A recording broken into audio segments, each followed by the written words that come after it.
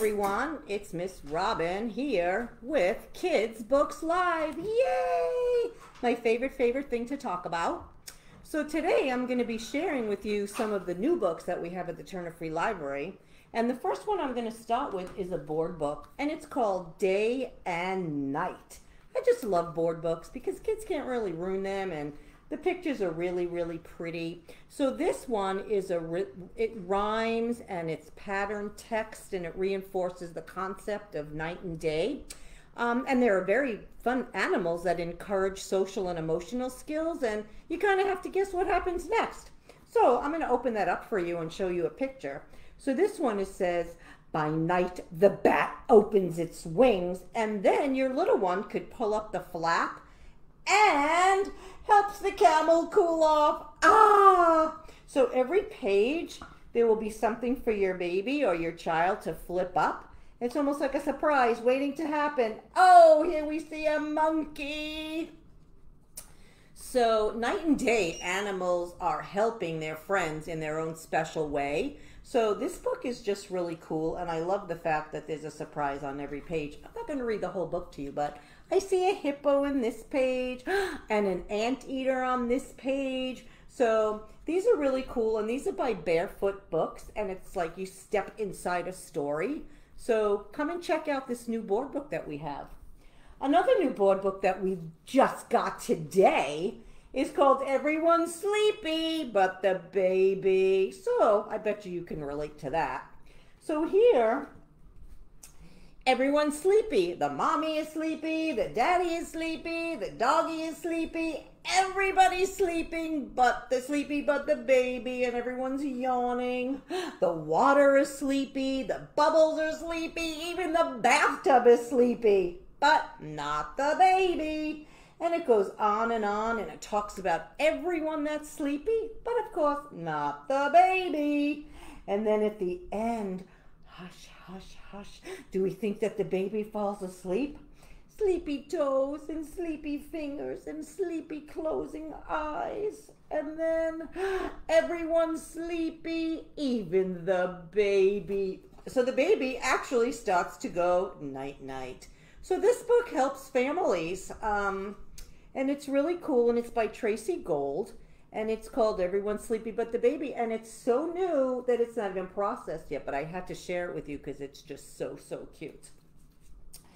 So as you know, picture books are my absolute favorite thing. So we have this new set. It's called Shine a Light Book, and we have a few of them, but this one I'm going to show you is about the dinosaurs. And the cool thing about this book is when you open it, if you read it in the dark, like before bedtime, and you shine a flashlight behind the page, you will see a special surprise. So that is what's so cool about these. And if you shine a light behind the page, you can see what were the dinosaurs like. You can explore a world that existed 1,000,000 years ago, before people even lived on the earth.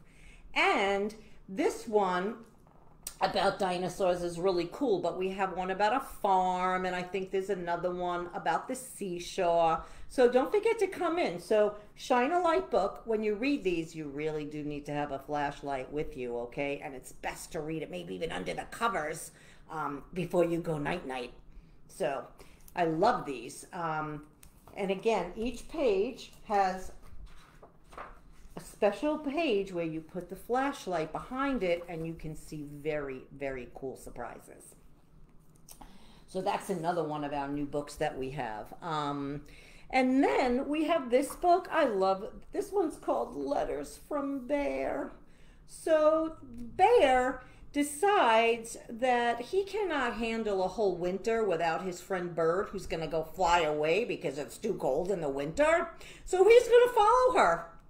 And while he's following her, he writes letters to her, even though he hasn't found her yet. So when you open up the book, every page will explain to you, or not explain to you, but tell you about a letter that the bear has written to the bird who's flying away south because it's too cold. You know how the birds migrate in the winter. So every page will tell you about where he's at and what he's been doing. But there's a surprise waiting for Bear at the very end, which I'm not going to tell you. The book is told in very amusing letters. So, for example, I'm going to read the back to you. It goes, "Dear Bird, I've made up my mind. I'm coming to find you on the other side of the world. All my friends have wished me a safe journey. Don't get too hot," said Badger. "Bring me back a coconut," said Fox. "We'll be thinking of you," said Beaver. "Here I come, Bird. Yours, Bear." So on every page, you can see what he's saying to Bird, where he's been, who he's met. The pictures are very nice. And then at the end, there's a surprise. But again, I'm not going to tell you. So if you want to come in and get this book called Letters from Bear, I think you'll really like it. I think it's kind of fun. We also have parenting books out now, especially with school starting. Some kids might be just a little bit anxious about starting school. This book is called Way Past Worried. It's about great big feelings, and sometimes your worries get the best of you, and then you feel really, really, really worried. So I'm going to read you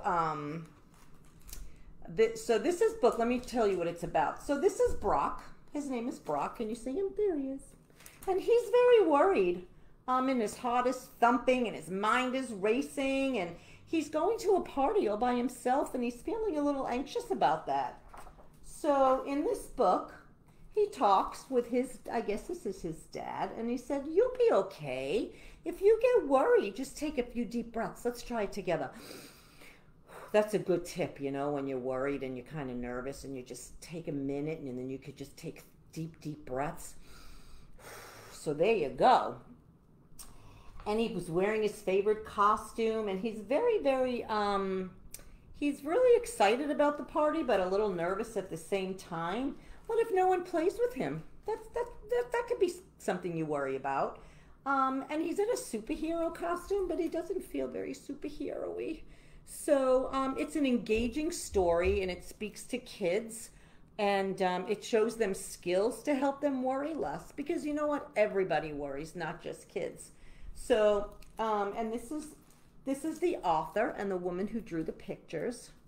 And if you feel that your child needs to that worries a lot, you can read this book with him called Way Past Worried. So don't forget, we have a lot more parenting books than that, but that's just one that I was going to show you. And don't forget, you know how we always have beginning reading easy readers? That's between, you know, when you're done kind of reading picture books and it's too much to them to read a whole lot of words by themselves. But so with these books, which are called reading stars, every child can be a reading star. So this book is very funny because the fox needs the best socks. Not smelly socks or socks with holes or mismatched socks. Fox shows off all the wrong socks before he finally finds the right pair. So these reading star books are for kids at the very beginning of a lifetime of love and reading. And these books feature fewer than 50 words, and they use repetition, which is always a good thing to help build confidence. So that's one thing you should know. A good tip is that repetition does help to build confidence because you see the word again and again and then you know it. So you feel like you're just such a special, great reader. So let me just show you a few of the pictures inside. Fox needs new socks. So the wording is big. It's not overwhelming. There's a really nice picture of a fox. Not small socks and not big socks. And then there's a picture. His sock here is too small. His sock there, too big. And not socks with holes. So you got socks with holes sometimes. Sometimes that happens. And certainly not smelly socks. Pew! And not socks that don't match. Sometimes I wear socks that don't match if nobody can see them. He needs some really good socks. See, we've had the word socks many, many times on all these pages. And this way, when you see the word, you go, "Oh, I saw that on the page before. I know that word." Why does the fox need socks? I bet you were all wondering why the fox needed socks. He needs them for a sock hop. That is so funny. And again, there's the word sock. Fox needs hopping socks. And fox is also another word that's been on that page many, many times. And then at the end, what's so great is here are the words that were in the book. So it's almost like a vocabulary list. And, you know, they're good for sight words as well. So these are called Reading Star books, and they're really, really cool. So come and check those out. And, of course, we always have first chapter, which goes probably after Easy Readers. This one is by Kathleen Applegate. And it's called Dogo and Pupper. Let me show you what the inside looks like. So there's not a ton of words, and the pictures are really cool. And let me tell you what this book's about. So Dogo, you know which one is Dogo, right? He's used to things being a certain way in his family, and he loves routine. And then Cat says he's becoming boring, and then Pupper shows up. He's playful, and he's messy, and he turns the house upside down. Soon the humans realize that Pupper needs some training, and he goes off to puppy school. And he's well behaved, but he's not playful, and he's not messy, and he's not happy. Oh no. So this is Dogo and Pupper. It launches a joyful new series by Kathleen Applegate. She's a #1 New York Times bestseller. And I think you'll have fun reading about Dogo and Pupper. So there's some chapters. Chapter 1. Same old, same old. Hey, I'll read you a page or two. Every night, Cat asks, "How was your day, Dogo?" And every night, Dogo said, "Same old, same old." Then he would wink at the smiling mood and said, "Could have been worse." And as you go through the book, you see the dog, and he's playing ball, and you see the cat, and you learn all about Dogo and Pupper, and I think you'd really like this. So this is like what I said, we call these a first chapter, and a lot of first chapter books do have pictures in them. It helps the kids learn to read. And there's the back with the doggy and the pussycat. And we also have fiction for older kids as you get bigger. This is a new series, and it's called Jane Doe and the Cradle of All Worlds. Wow. And it's immediately exciting and inventive. It's a thrilling story set in a universe made up of multiple worlds. And Jane, she's an amazing character. She's warm, she's brave, she's funny. And there are secondary characters who are just as charming. It's an action-packed thriller, and it will appeal to a range of readers. So let me just read you a page or two and see if it gets you all excited to come in and get it. And the first chapter goes, "This is not the beginning." Of course it's the beginning. No, it's not. Yes, it is. The hidden symbol. Her lantern chases shadows throughout the dark, and cobwebs tear at her fingertips, and spiders flee, and she runs a hand over the stone wall of the tunnel, and she breathes in deep, savoring the damp, the dirt, and the unknown. She had missed this. People call her an old relic, but they are fools. Winifred Robin is one of the great adventurers. She may be old, but her story is far from complete.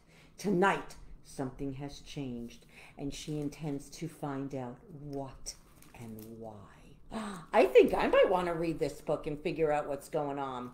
So like I said, this is the first book in the Jane Doe series. So John Doe, that's her dad, and his daughter Jane, they appear in the steps of the manor of the night the earthquake started and the gateway to the other worlds closed. And the people on the remote island of Blue Haven must have despised them ever since, blaming Jane and her father for their exile. And 14 years after that night, the largest earthquake strikes again, and the manor awakens, dragging John into a labyrinth. This seems like a very, very cool book. And if I do read it, I'll come back and tell you how much I really liked it. So don't forget to come check out Jane Doe, The Cradle of All Worlds. Sounds so exciting. We also have this new book in called My Teacher is a Robot, which you might like to read because school is starting very, very soon. So anyway, let's see what this is about. His Teacher is a Robot. Again, a brand new book. You know, Fred is going to be learning about lots of things at school. Do you think his teacher's going to be a robot? So this is a Madcap comic book style book with dialogue and speech bubbles, almost like a graphic novel. And it lets Fred's thoughts, that's Fred, I think that must be Fred, run wild. And there's dinosaurs you could see, and spiders, and there's mayhem visiting the classroom. I wonder if your classroom will be cray-cray. So I'll show you a few pictures. So this must be the teacher that he thinks is a robot. I don't know if he's really a robot. But school is starting soon. See, all the little bubbles, it kind of tells you what they're all thinking. It's kind of cool. I like it. So, and then it says, school is boring. Mr. Bailey wants us to be robots just like him. I don't think school's boring. School is so much fun. You learn so many things in school. So I hope if I don't see you all before you go back to school, I hope you have a really good first day. And then, of course, I don't want anyone to ever forget that we have nonfiction books. This one is called Reinventing Invention. It's kind of cool. And Crayola, that's the... You know when you use your crayons, that's Crayola. It's a guide to innovation.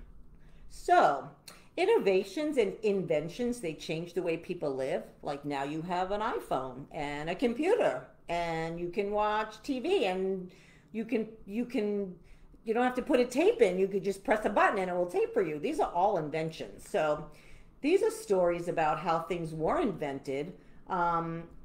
That the story you heard about an overnight success and hard work and things that failed. These are true stories behind inventions, from a life-saving gas mask to a super soaker.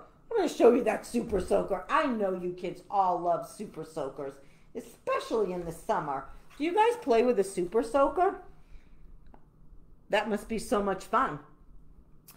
So, this is the story. If you're interested, you could read about how the super soaker came to be. Isn't that funny? Because it just didn't appear. So, and I know also that you guys think it's pretty funny, but we actually, years ago, we used a telephone, not like the one you carry in your pocket. And look how big it was.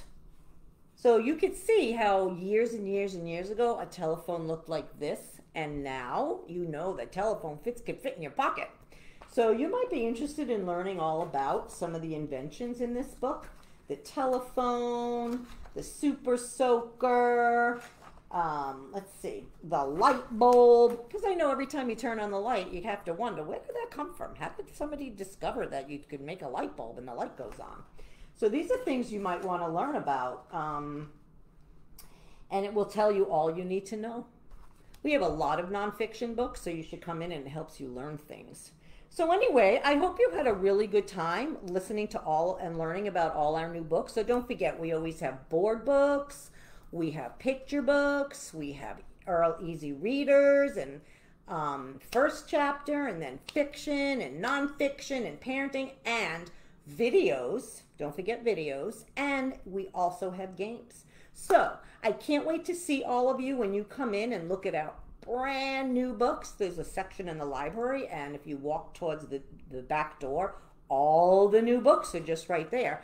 And I don't know if you could see, but see all these boxes? These are all of our new books that came today. I'm so excited. So the next time I speak to you about new books, it could be some of the books that are all in these boxes. And when we unbox new books, it's so exciting for Miss Robin because she just loves, loves, loves books.